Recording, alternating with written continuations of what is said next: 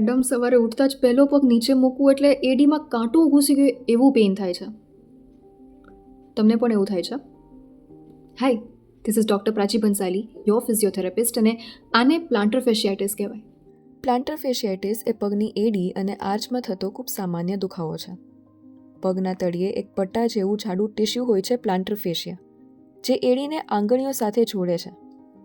હવે જ્યારે એ પટ્ટો ખેંચાઈ જાય ત્યારે એડીના નીચે તરફ ચૂપતો દુખાવો થાય છે, જેના સામાન્ય લક્ષણો છે સવારે ઉઠીને જમીન પર પગ મૂકતા જ એડીમાં ચૂપતો દુખાવો, લાંબા સમય સુધી ઊભા રહો તો એડી દુખવા લાગે, લાંબુ ચાલ્યા બાદ પગમાં દુખાવો, એડીની નીચે દબાવતા ખૂબ જ દુખાવો થવો અને પગના આર્ચમાં ટાઇટનેસ લાગવી.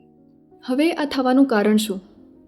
પગના સ્નાયુ નબળા હોવા, કાફ અને એકેલિસ ટેન્ડન ટાઈટ હોવા, લાંબા સમય સુધી ઊભું રહેવું, ફ્લેટ ફીટ અથવા બહુ ઊંચી આર્ચ હોવી, વોકિંગ અથવા જીમની એક્ટિવિટીઝ અચાનકથી વધારી દેવી, અને જૂના ઘસાયેલા શૂઝ પહેરવા.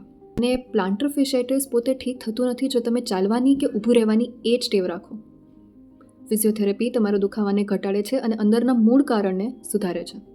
Like ice bottle roll under feet, ice pack, soft tissue release of plantar fascia, kinesio taping, arch supports or silicone heel cups, toe curls or towel scrunch, ankle pumps, and gentle plantar fascia stretch.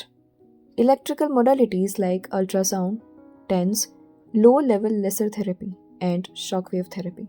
Now, if your heel pain keeps coming back, your feet aren't asking for new slippers. They're asking for proper care. અને એના માટે physiotherapy સાચો રસ્તો છે. Thank you.